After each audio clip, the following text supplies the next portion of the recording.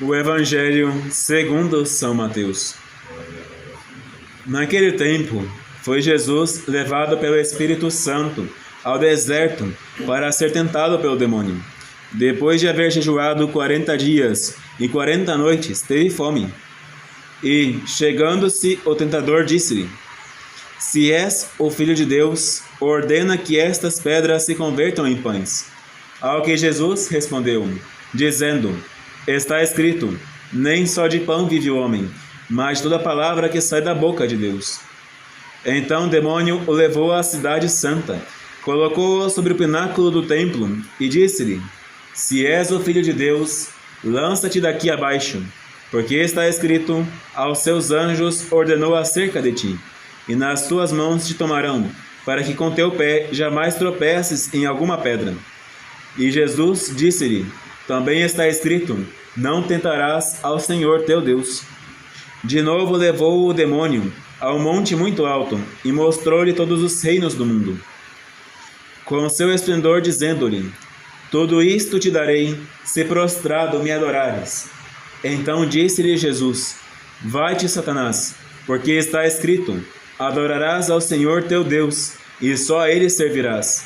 Então deixou o demônio, e eis que os anjos chegaram e o serviram. Ave Maria, cheia de graça, o Senhor é convosco.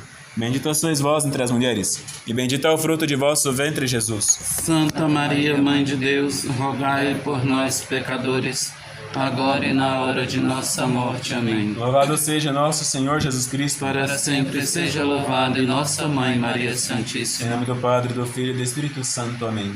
Podem sentar-se. A epístola de hoje foi de São Paulo apóstolo aos Coríntios. Irmãos, nós vos exortamos a que não recebais em vão a graça de Deus, porque ele diz: Eu te ouço em tempo propício e te socorro no dia da salvação. Eis agora o tempo propício, eis agora o dia da salvação. A ninguém façamos ofensa alguma, para que não seja censurado o nosso ministério, porque em tudo mostremo-nos como ministros de Deus, com muita paciência, nas aflições, nas necessidades, nas angústias, nos açoites, nas prisões, nas revoltas, nos trabalhos, nas vigílias, nos jejuns, pela castidade, pela ciência, pela longanimidade, pela benignidade, no Espírito Santo, por uma caridade não fingida, pela palavra da verdade, pelo poder de Deus, pelas armas de justiça, à direita e à esquerda, entre a glória e a ignomínia, entre a infâmia e o bom nome, julgados como enganadores e todavia sinceros, por ignorados, mas bem conhecidos, como moribundos e eis que vivos, como castigados e não mortos, como tristes, mas sempre alegres, como pobres, porém enriquecendo a muitos, como nada tendo e entretanto possuindo tudo. Hoje nós estamos neste primeiro domingo da Quaresma, domingo este de grandes exemplos para nós, porque afinal de contas, todos estes domingos de Quaresma, nosso Senhor Jesus Cristo é o próprio exemplo máximo de santidade. Como disse o apóstolo, por uma caridade não fingida, em açoites, em tribulações, em penitências, em jejuns. Quem fez um verdadeiro jejum antes de nosso Senhor? Por um motivo certo e justo? Nenhum. Depois de nosso Senhor, nós aprendemos o exemplo e fazemos por causa dele. Antes de nosso Senhor, quem de fato foi verdadeiro mártir? Quem de fato morreu pela fé? Os profetas morreram, mas morreram por Cristo. Mas o verdadeiro mártir, a primícia de entre os mortos, foi nosso Senhor, porque se todos os mártires morreram antes, morreram por causa dele. Morreram porque ele devia vir. Ele morreu já tendo vindo, e assim nos deu o máximo exemplo. Todos nós temos como exemplo máximo a figura de nosso Senhor Jesus Cristo. Esta figura especialíssima que nos deu exemplo durante 40 dias no deserto, 40 dias em que abnegou-se a si mesmo, 40 dias em que passou comendo somente raízes, comendo coisas que encontrava pelo meio da estrada, sem mais o que fazer, somente a orar e a penitenciar-se, justamente por nós, justamente para que seu ministério tivesse sucesso em nós, justamente para nos dar exemplo do que nós devíamos fazer, estando já sem o esposo. Eis que, de fato, nós estamos sem o esposo, estamos sem Jesus Cristo, presente fisicamente entre nós. Está Ele no tabernáculo, está Ele escondido no Santíssimo Sacramento.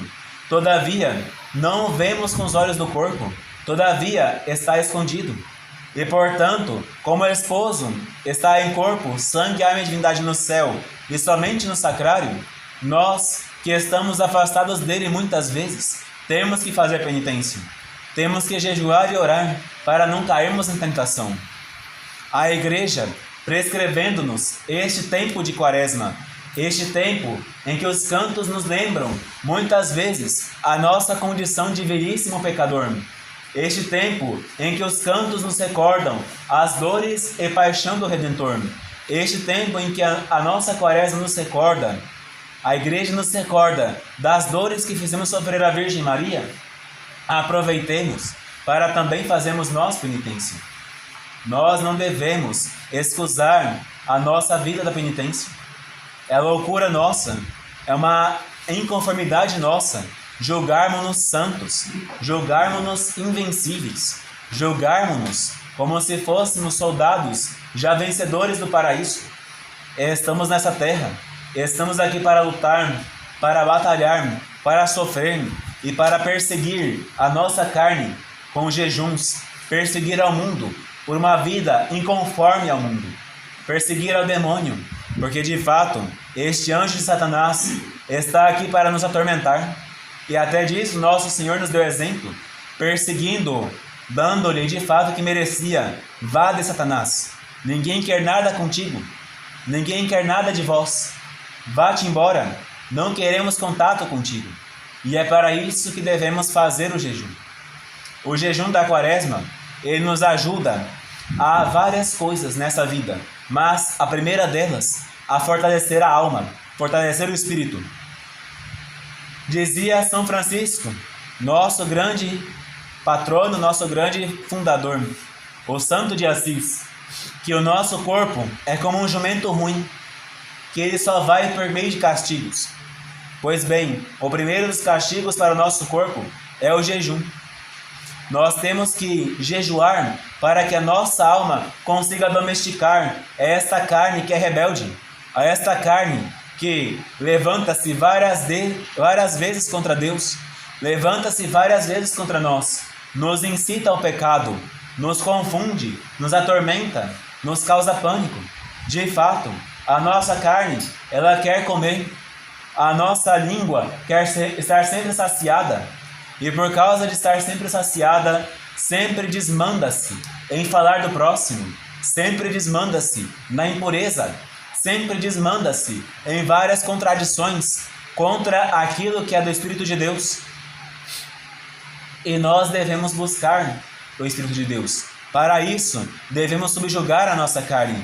Subjugo o meu corpo e o ponho à escravidão, completando na minha carne o que faltou na paixão de Cristo.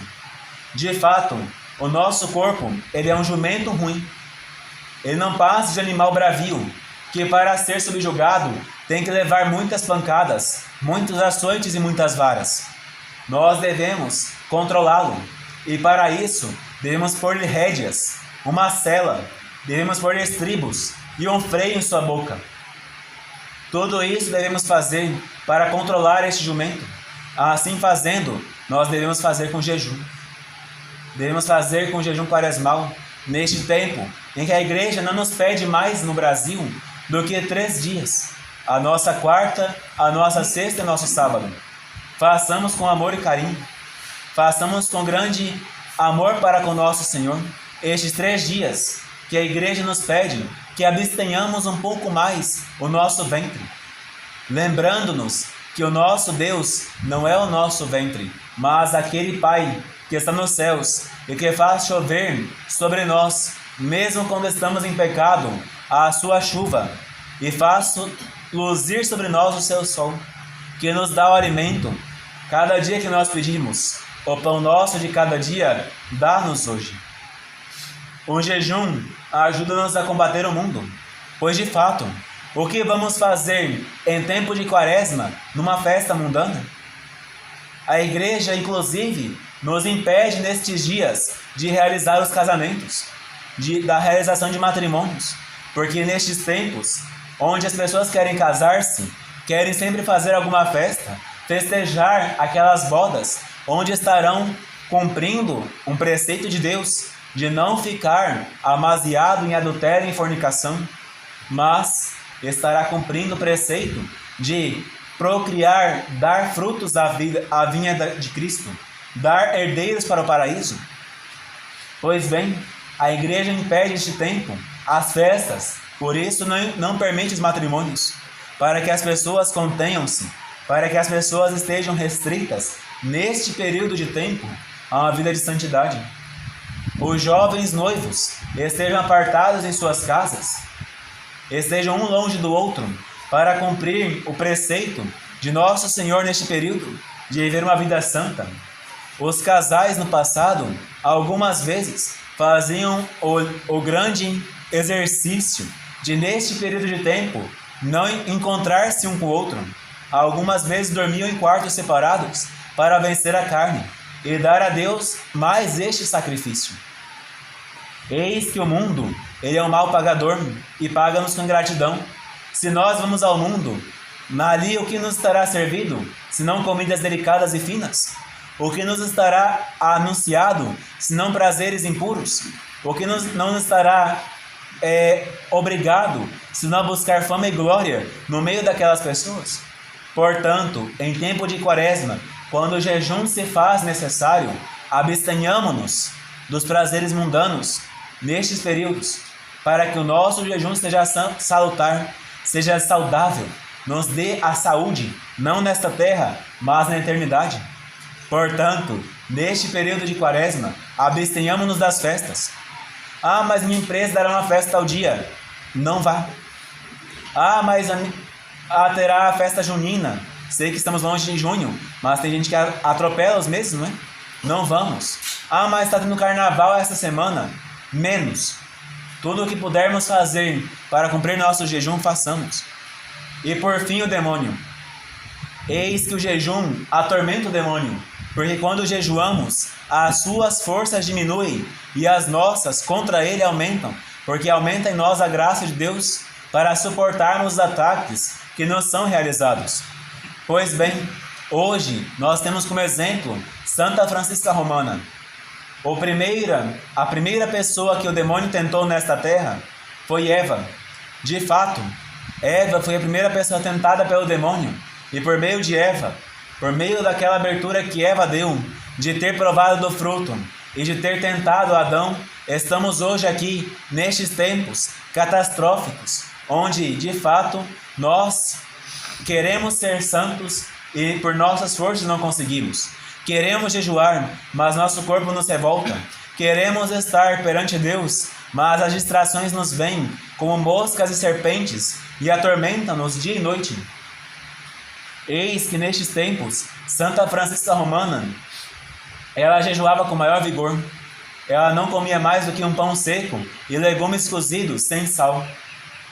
Estava sempre solícita para com seu marido. E aqui está a verdadeira virtude de uma santa mulher. Hoje em dia nós temos grandes festas para elogiar mulheres, elogiar pessoas de todo gênero. Inclusive ontem foi o Dia Internacional da Mulher, que o mundo criou para excusar a igreja de fazer penitência e excusar a mulher de que ela tem que estar também buscando a sua santidade, da forma como o apóstolo indicou: mulheres, sejais submissas a vossos maridos. Santa Francisca Romana, sendo uma grande santa, tendo uma graça exponencial, sendo uma grande mulher e sendo muito rica, quando estava em casa de seu marido, obedecia-o em quase todas as coisas, porque algumas vezes estava incapaz de suas forças, mas onde estava sempre possível, ela fazia tudo o que estava ao seu alcance. Eis que um dia, para dar exemplo de sua obediência, o anjo do Senhor escreveu em seu ofício parvo, que ela rezava cotidianamente, escreveu em seu ofício parvo em letras de ouro as letras que ela deixou de rezar por 4 vezes, porque seu marido a chamava para fazer alguma obrigação sua. Eis que Santa Francisca Romana deu-nos vários exemplos de como deve portar-se uma mulher em tempos que está casada e em tempos em que está viúva, porque ela cumpriu bem todas as suas vocações, como virgem, obedecendo a seus pais, como casada, obedecendo ao seu marido e fazendo bem as suas coisas, como a mulher forte, que fiava e tecia e trabalhava em sua casa, e seus criados tinham vestidos forrados, para que não sentissem os rigores do inverno e suas peles não aparecessem perante os homens. Eis que Santa Francisca Romana, deixando bem claro que deve fazer a mulher forte, ela nos deu exemplo para hoje de como deve ser verdadeiramente a mulher cristã. A mulher cristã não deve igualar-se, nem usar de exemplo este dia anterior que foi feito. A mulher não deve buscar uma independência fajuta. De fato, muitas hoje em dia buscam essa independência fajuta, buscam parecer como mulheres fortes, mas na verdade são fracas, porque afinal de contas, a fraqueza da mulher está em entregar-se a si mesma, em mostrar-se independente, em mostrar-se resolvida, mas não de uma resolução de buscar agradar a Deus, mas agradar a si mesma. Quantas hoje em dia despendem-se e caem no precipício de amarguras, porque dia e noite encontram vários homens para assim satisfazer o seu corpo, e depois têm que lutar injustiças por causa de pensões de meninos. Quantas estragam a sua saúde tomando anticoncepcionais e outros métodos contraceptivos para poder não procriar, porque querem ser independentes. Todavia, quantos se estragam, quanto maltratam a saúde, quanto maltratam a alma, deixando-se sempre remordidas. Quantas praticam aborto com a forma de dependência da mulher? Pois bem, quantas por isso depois sofrem traumas psicológicos, traumas físicos? Quantas não têm o seu útero todo lacerado por causa dos remédios que usam para abortar, ou por causa das clínicas em que vão para tirar a sua criança de forma abusiva? Pois bem, quantas vezes nós vemos, nestes tempos, a mulher depreciando-se a si mesma e fazendo-se pior do que em qualquer outro tempo. Nem mesmo os romanos, que maltratavam suas esposas, nem mesmo os romanos, que faziam de suas esposas como se fossem servas e escravas, faziam tão mal às suas esposas como a mulher faz a si mesma nestes tempos. A mulher se faz hoje escrava. Ah, mas a mulher era escrava quando ficava em casa. Ao contrário, era a sua liberdade. A mulher em sua casa era a rainha do lar. Seu marido, ela obedecendo-lhe, lhe amava e respeitava, e fazia o que estava ao seu alcance para bem dar aquilo que ela precisava. Santa Mônica nunca levou uma pancada de seu marido, e sempre lhe obedecia e sempre calava quando estava ele irritado. Hoje em dia, quantas mulheres sofrem mortes e outras coisas mais, porque querem parecer-se mais fortes e mais sábias do que os homens. E por causa disso, muitas vezes, apanham e torturam-se. Nós estamos num tempo em que a mulher de fato perdeu o seu valor, por causa que no passado ela possuía um verdadeiro valor santo, obedecendo, cumprindo seu dever de Estado, sendo virgem consagrada a Deus no convento, obedecendo aos mandatos do sacerdote e da sua superiora, ou como casada obedecendo seu marido e educando bem os seus filhos. Todavia hoje, a mulher na sua independência nem cuida mais de seus filhos e perde assim todos os momentos felizes da juventude de sua criança, e perde assim também o amor e a respeito de seu esposo, porque com tantos direitos que a mulher tem hoje, poucos homens querem casar-se, e quando casam-se, ficam como se fossem alguns homens isolados. Não querem contato com sua esposa, porque qualquer conversa pode gerar para ele algum sacrifício de alguma lei dessas contrárias que o mundo criou para perseguir a mulher e ao homem também. Portanto, nós, nestes tempos de Quaresma, façamos o possível para, na medida de nossas forças, em nosso lar doméstico, em nossos conventos, restituir a verdadeira dignidade às mulheres e restituir a verdadeira família cristã que está decaída e maltratada nestes tempos, onde nós vemos que os filhos são abandonados, as mães trabalham como escravas no sistema mundial e os maridos não sabem o que fazer porque tudo para eles é motivo de discórdia. Façamos neste tempo de quaresma o máximo possível para restituir, recobrar, restaurar a verdadeira fé, mas também a verdadeira família cristã, onde nós somente teremos esta graça com esta quaresma, com o jejum quaresmal e com a graça de nosso Senhor Jesus Cristo. Ave Maria Puríssima, sem pecado concebida. Ave Maria, cheia de graça, o Senhor é convosco. Bendita sois vós entre as mulheres, e bendito é o fruto de vosso ventre, Jesus. Santa Maria, Mãe de Deus, rogai por nós, pecadores, agora e na hora de nossa morte. Amém. Em nome do Padre, do Filho e do Espírito Santo. Amém.